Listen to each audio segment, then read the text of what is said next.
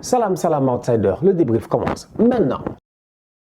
Le Bayern Munich l'emporte aujourd'hui 5-1 face à Leverkusen et le Bayern reprend la tête de la Bundesliga. Avant de parler du match en tant que tel, j'ai d'abord envie de parler du Bayern. Parce qu'à un moment donné, le Bayern gagne 5-1 face à Leverkusen. À la mi-temps, c'est 5-0. Les Bavarois, ils dominent le match à outrance. Et en toute honnêteté, ce n'est pas parce que le Bayern a mis 5 buts à Leverkusen en 45 minutes et 4 buts en 8 minutes que ça veut dire en réalité que Leverkusen est une équipe de tocard ou que le championnat est un championnat de tocard. Parce qu'à un moment donné, je suis désolé, pendant des années et des années, le Barça de Guardiola a dominé ici l'Espagne comme du n'importe quoi. On a vu des Barça Osasuna, des Barça Levante, des matchs, je dis bien, qui finissaient des 5, 6, 7-0.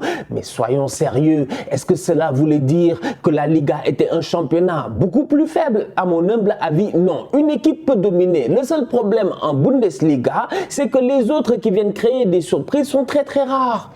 C'est comme en ce moment en France depuis quelques années, franchement. Paris domine, mais entre-temps, oui, Montpellier au début, oui, comment ça s'appelle? Monaco, ok, mais après Paris allait acheter les meilleurs joueurs de Monaco et eux tous, la plupart, ils sont partis à l'étranger. Oui, Lille, ok, mais sinon, mis à part ça, sur les 10-12 dernières années, le PSG a gagné plus de championnats que n'importe qui. Le Bayern, la même chose. De temps en temps, Dortmund est venu ces dernières années, mais sinon, c'est eux qui dominent. Mais est-ce que le championnat est nul? Est-ce qu'on doit dénigrer la Bundesliga? À mon humble avis, non.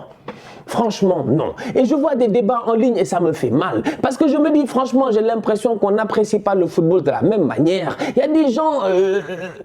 Oh, 4-0 face au... Le Bayern, il mène 4-0 face à Leverkusen. Ouais, championnat de tocard, championnat de n'importe quoi, etc. Non, pas du tout. C'est la discipline des Bavarois qui fait la différence. On peut les attaquer sur le fait qu'ils achètent les meilleurs joueurs du championnat. Sur ce point-là, je suis d'accord, franchement, il y a débat. Mais sinon, dire que la Bundesliga n'est pas un championnat aujourd'hui qui est capable de rivaliser avec les autres, non, je ne suis pas d'accord. En termes de football, les Allemands l'ont montré plusieurs fois en Europe. Ils sont très, très forts. En Ligue des Champions, ils sont pas ridicules. En Europa League, ils le sont pas du tout. Donc du coup, quand même, à un moment donné, c'est juste une question de quoi? De télévision, de diffusion. C'est tout. C'est juste que les autres championnats sont plus médiatisés que la Bundesliga. Tout simplement. Leverkusen est une équipe qui est jeune, qui fait quand même un super début de championnat. On va être sérieux, ils sont superbes en ce début de championnat. Leur coach en tant que tel, c'est lui qui était aux Young Boys de Berne. Les Young Boys de Berne, ça fait 2-3 ans, on les voit constamment en Ligue des Champions. C'était bien grâce au travail de ce type-là, qui aujourd'hui est à la tête de Leverkusen depuis cette saison. Et tu te rends compte en tant que tel que cette équipe-là, malgré la jeunesse, elle arrive à proposer un football cohérent. Le problème, c'est qu'aujourd'hui, ils sont tombés face à un mastodonte. Et au-delà de cela, en termes d'effectifs, il y avait des joueurs qui n'étaient pas là.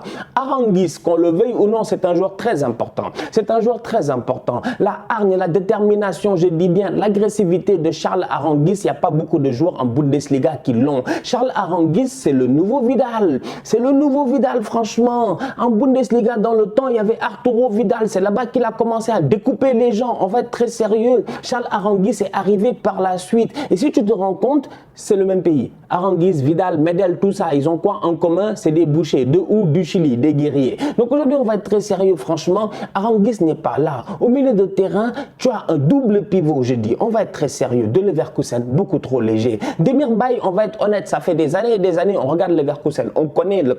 C'est pas parce qu'on parle pas d'un championnat, c'est pas parce que je ne débriefe pas un championnat que ça veut dire que je ne connais pas les joueurs de ce championnat-là. Demir Bay, aujourd'hui, on va être sérieux, c'est un milieu droit, voire un milieu offensif. Un joueur, en tout cas, qui est plus haut sur le terrain. Depuis le début de la saison, il a ce rôle, je dis, de régista. Mais des résultats très bas sur le terrain, franchement, très très bas sur le terrain. Pourquoi? Parce que dans un double pivot défensif, c'est lui qui est chargé de porter le ballon vers le haut. En Bundesliga, face à certains adversaires, Leverkusen, ils jouent très haut, ils mettent la pression, Aranguiz reste derrière, ils jouent, je dis bien, pour contrôler les montées adverses et derrière Leverkusen performent comme des malades parce que devant, tu te rends compte qu'ils ont une ligne de 3, un Demir Bay qui vient se rajouter pour créer le surnom et un Patrick Schick qui est devant, qui est sensationnel depuis l'Euro. Donc du coup, tu te rends compte que Aranguiz n'étant pas là, eh ben derrière, aujourd'hui, au milieu de terrain, ils se sont fait bouffer. Et même si Aranguiz était là, je ne suis pas convaincu qu'ils auraient réussi quand même, j'ai dit, à dominer le Bayern. Parce que le Bayern, ils sont trop forts. Déjà, tu n'as pas ton Charles Aranguiz, tu n'as pas ton guerrier, mais en plus de ça, tu joues en face avec des Kimmich. Mais Kimmich est trop fort. En fait, Kimmich, c'est parce qu'il est allemand, il est blond, tout ça là, c'est pour cela qu'on l'oublie. Mais Kimmich, il est trop fort. En fait, Kimmich, c'est le 6 parfait. Il sait tout faire.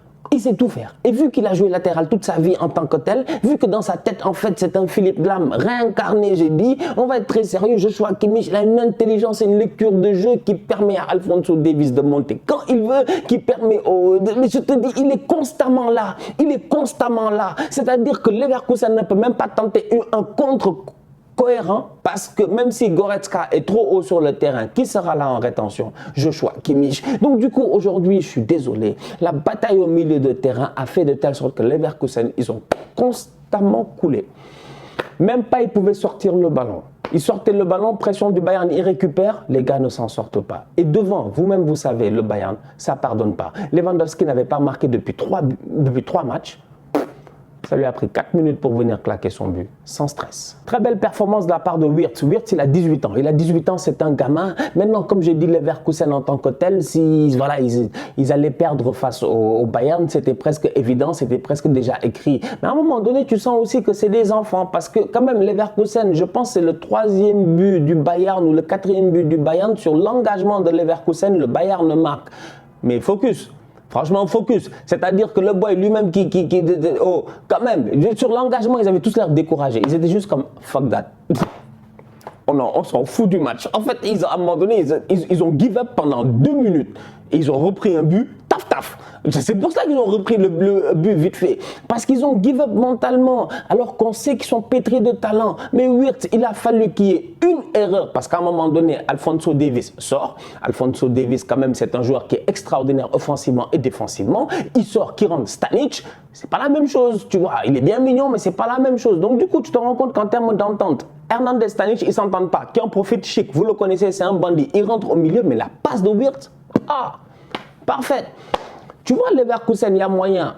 Tu sens qu'il y a moyen, en fait. Je dis il y a moyen, mais il leur manquait des joueurs. Baumgartner, c'est un gars important. Il manquait quelques gars, en fait, importants pour peut-être que ce match-là ne finisse pas 5-1.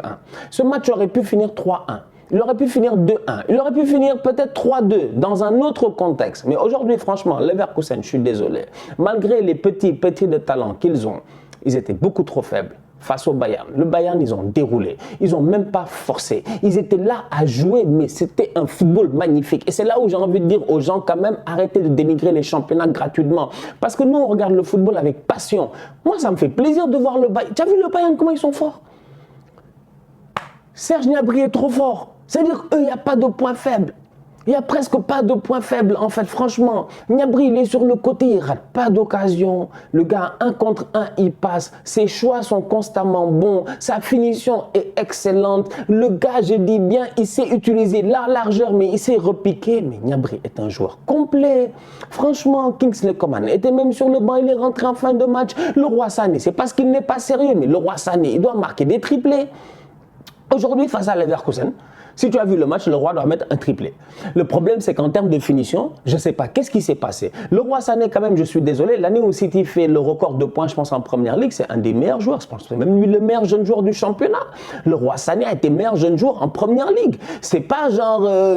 c'est pas Ousmane Dembélé a été meilleur jeune joueur en Bundesliga. Même si j'ai beaucoup de respect, comme je dis, pour la Bundesliga, les niveaux ne sont pas les mêmes. Franchement, on va être très sérieux en termes d'intensité, surtout quand tu es un gamin et que tu compétis dans une équipe comme Manchester City où la concurrence est difficile. Ce qu'a fait le Roi Sané, franchement, c'était extraordinaire. Mais depuis qu'il est arrivé au Bayern, ça peine à reprendre. Aujourd'hui, il doit faire un bien meilleur match, même si son match n'est pas mauvais.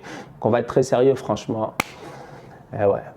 Non, le Bayern, ils sont très forts. Ils sont très forts. Correct. Tout est parfait. Tout est parfait. Les mouvements sont parfaits.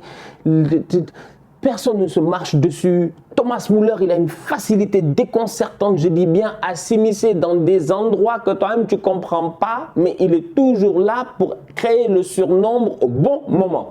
En fait, Müller, j'ai l'impression qu'il sert à ça.